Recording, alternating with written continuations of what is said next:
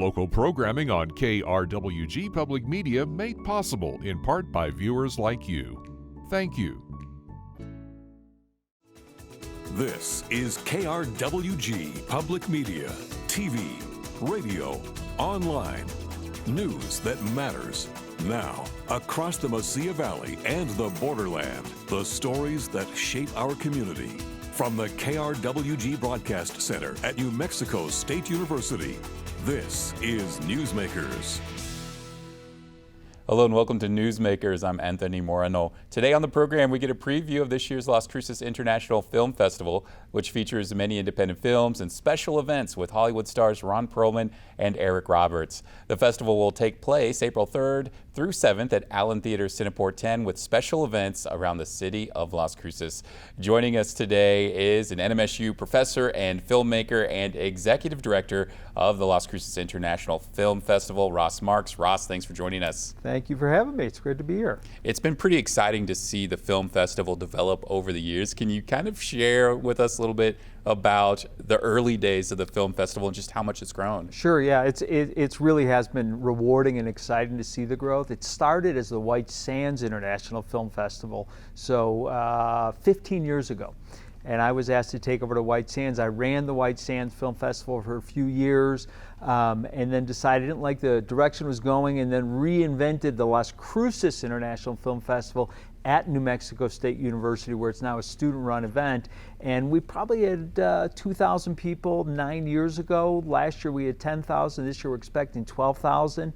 We've had some incredible guests. We've had Academy Award winner Brendan Fraser, Academy Award winner Richard Dreyfuss. We've had Edward James Olmos, George Lopez, William H. Macy, Giancarlo Esposito, and of course, as you mentioned, this year Ron Perlman. So it's getting easier to attract guests like that because we've been successful and they've heard about us. Somebody will come here, have a great time. They'll see incredible audiences. They'll go back to LA and say, man, I was just at this really cool festival. It's like the Sundance of the Southwest, which I love that name because we celebrate independent filmmakers. And it's just grown in terms of attendance, in terms of the quality of the films, the quality of the guests, community support. We get about 3,000 people out of state. So it's become a real film festival. Having students run this film festival, what sort of opportunities does that present for them, putting together a film festival like this and having networking opportunities? So when I started teaching, I asked myself, what was the biggest lesson that I ever got as a filmmaker? What was the most valuable thing I learned? And without a doubt, it was going to the Sundance Film Festival. It really was transformative. It changed my life. I went to Park City, Utah in 1994 as a young filmmaker just out of grad school, and I saw all these people running around, directors, writers, producers, actors, cinematographers, who were just celebrating independent film, making movies. Didn't matter the budget, didn't matter the stars, didn't matter distribution. They were just making movies, which I fell in love with this idea of independent cinema, the independence of it.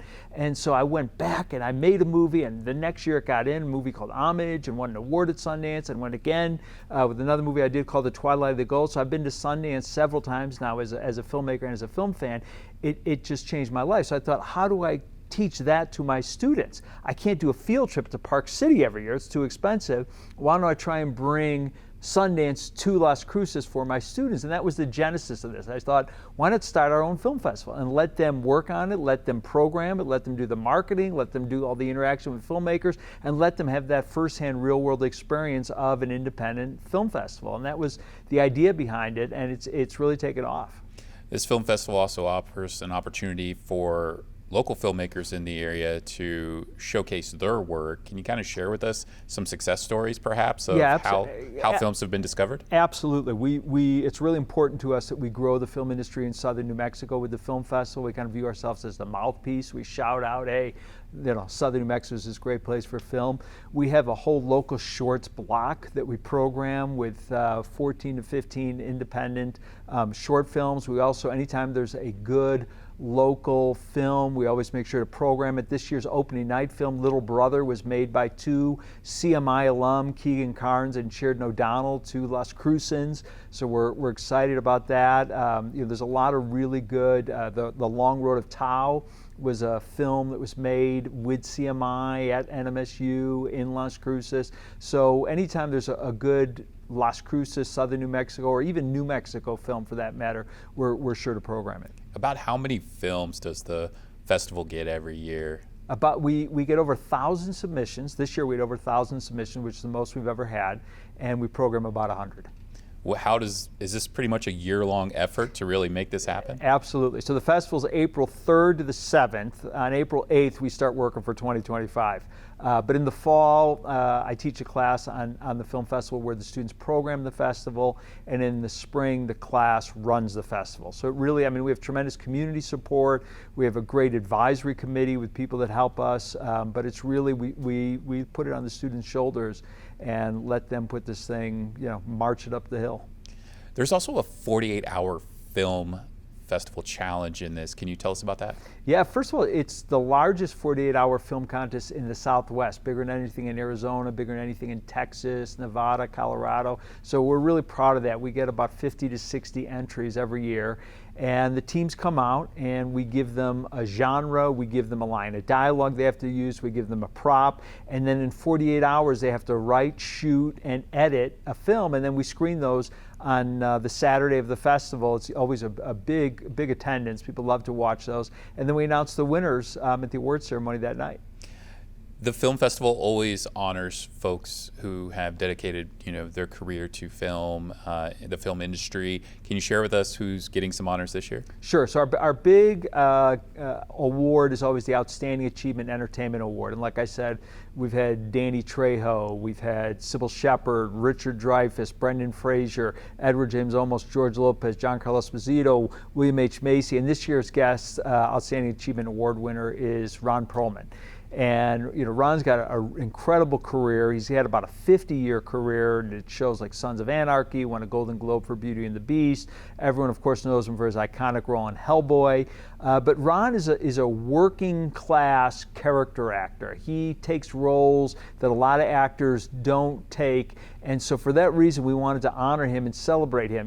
We don't necessarily honor the most well-known actors or the sexiest actors. We try to get, like Giancarlo Esposito, a real great character actor, William H. Macy. So Las Cruces in southern New Mexico is a working person's town, working person's community, and we try to, embrace that from an acting standpoint in the face of the festival, which this year's Ron Perlman. We're also giving an award to producer Jason Clark, who's Seth MacFarlane's producing partner, produced the movie Ted. We're going to do a special screening of Ted with Jason. And then Eric Roberts, of course, who's got more film credits than any actor in history, 718, I believe, at last count. Wow. 718 movies he's made. So we're going to give him an award at our award ceremony, Outstanding Achievement in Comedy and Drama, because he can certainly do both. You also have events with our special guests at the film festival. Can you tell us about that? Yeah, so Ron Perlman's going to speak on campus on April 4th at 2 p.m. at the Center for the Arts, and that's free and open to the public, so it's a chance for everyone to come out and see him at no cost, and for our students to listen to someone who's been very successful, not just in the entertainment industry, but in life.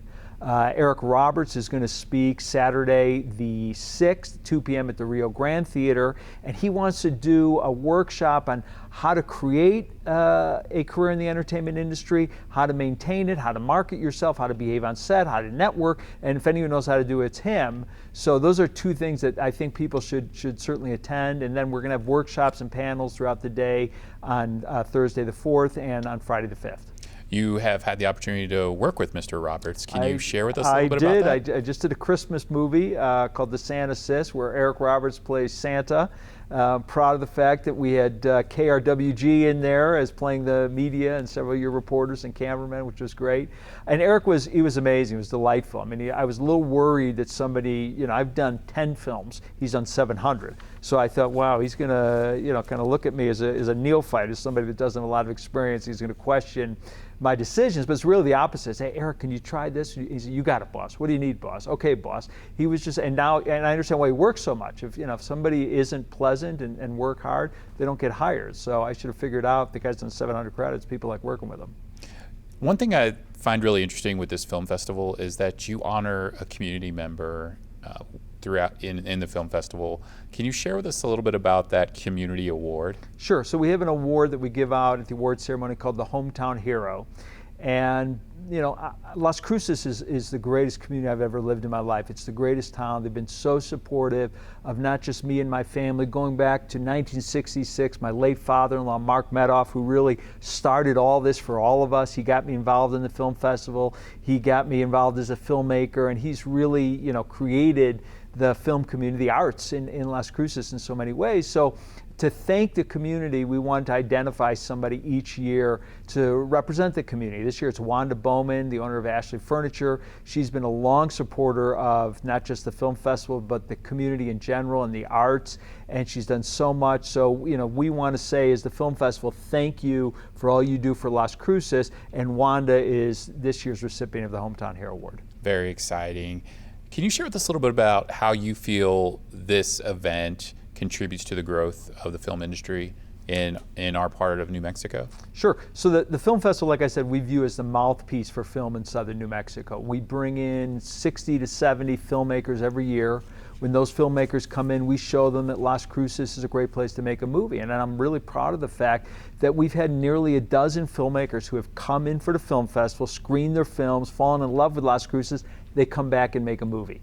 This year, Film Las Cruces, our partner, one of our partners, the Film Office, is doing a location scout. So they're going to take filmmakers on a tour of all the different locations in southern New Mexico where they could make their next movie. So kind of entice them and excite them about Las Cruces. So, one of the ways we grow the film industry is, we bring all the people together to celebrate film, independent film specifically. We bring the filmmakers in. We bring guests who are not just, neat to hear about because of their storied career, but they also teach people to work in the film industry. We train people to work in film. This year we've got a workshop in hair and makeup. We've got a writing for film and television. We've got a producing. We've got a marketing. We've got an independent producing. So we do a number of panels and workshops and seminars to help people in southern New Mexico get into the film industry. One of the things New Mexico has done is it's taken steps to bring and lure film and television to the state. Taxpayers have been supporting this effort with tax incentives around 25% to possibly 40% for eligible spending by film production companies. How do you feel this incentive plays a role in the growth of the industry in the state? Well, to be frank, it's the reason we have the industry. If we were to lose the incentive, we would lose the industry. Last year, film and television in New Mexico was a $1 billion industry, $955 million to be exact, and change. And the state incentive is 25%, but in Las Cruces, courtesy of our great Senator Jeff Steinborn, who fought to get the rural tax lift, it's actually 35%. If you shoot in a studio or a qualified tax production facility, it's 40%. So 40%, that's the highest in the nation. There's no place higher. That means for every dollar that you spend in New Mexico, the state gives you that money as an incentive to come and shoot here. So what does that mean? You're creating jobs. So the film industry is a huge job creator. I'm a professor at CMI.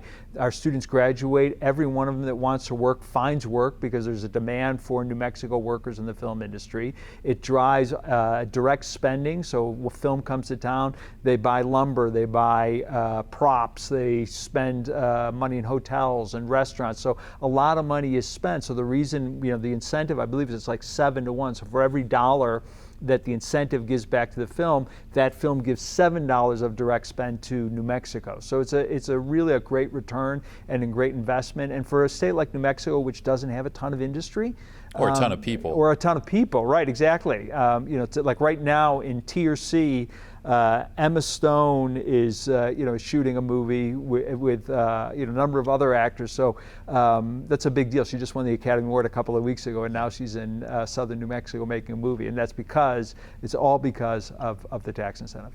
Do you think that this incentive is sustainable as other states compete for the industry to come to the area? Because New Mexico doesn't have as many people as California, New York, Georgia.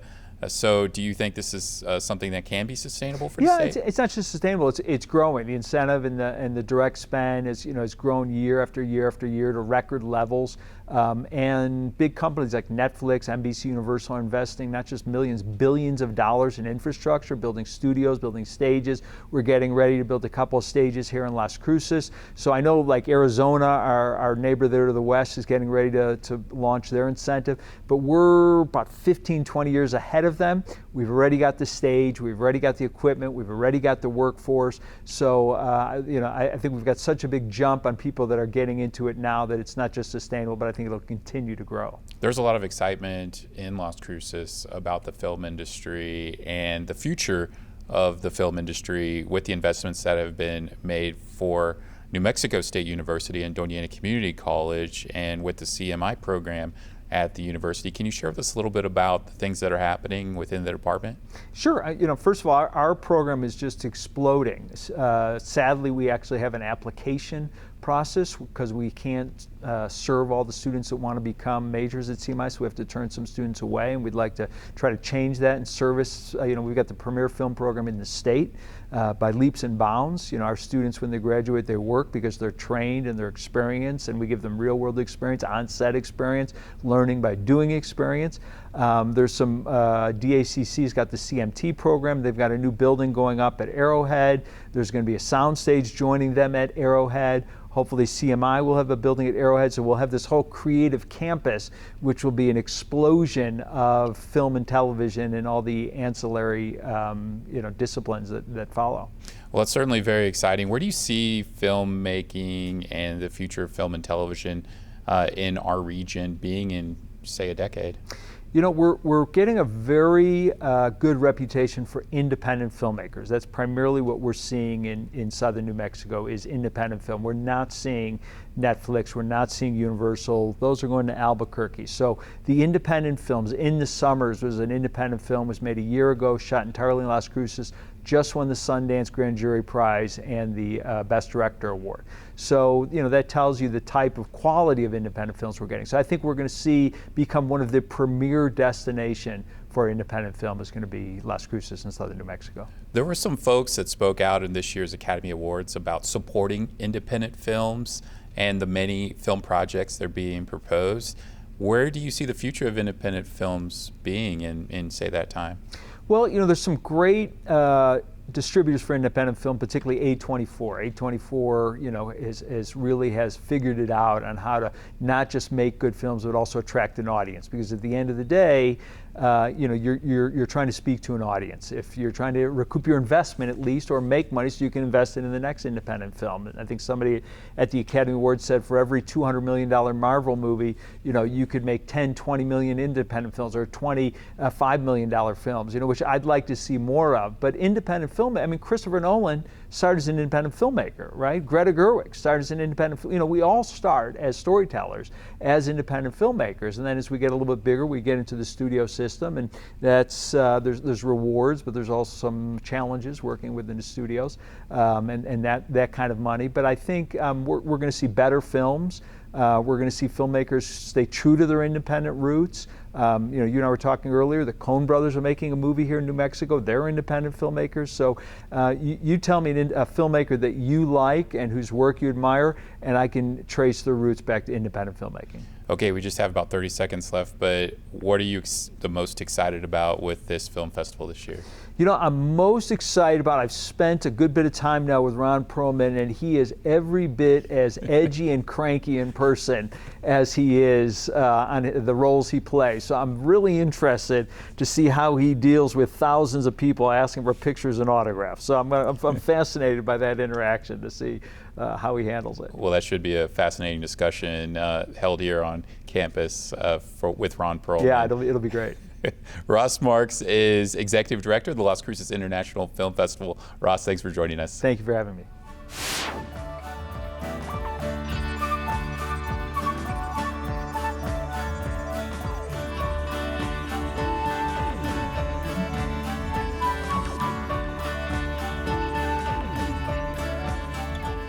Moving on, the animation program at NMSU's Creative Media Institute has gained national ranking. Scott Mercado shares more in this segment of In Focus. I'm Scott Mercado, and welcome to In Focus. Today, my guest is Derek Chase, professor in New Mexico State University's Creative Media Institute, who specializes in 3D animation. Recently, Animation Career Review ranked NMSU's animation program 17th nationally, and the program remains ranked first in New Mexico and 7th regionally. Derek Chase, welcome to In Focus, and congratulations on the ranking. Now, the criteria evaluated included academic reputation, admission selectivity, depth and breadth of program faculty, graduation rate, geographic location, and employment data.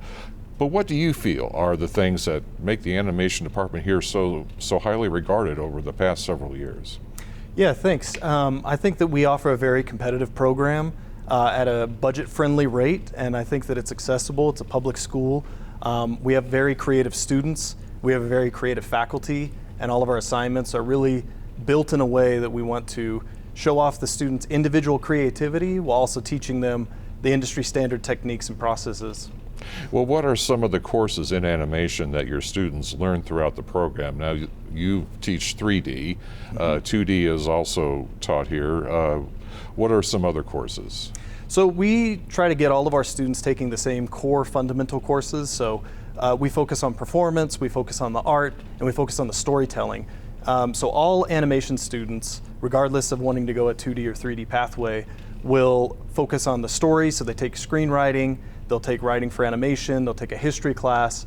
They'll also take performance classes, so they'll take acting courses, theater courses, and then they'll take art fundamentals, so fundamentals of drawing, and then the foundational 2D and 3D courses. And so they'll take 3D modeling, they'll take the intro 2D animation, so the hand-drawn and also tradigital, so drawing with digital tablets, and then the 3D animation. They all take that as a core foundational level of courses.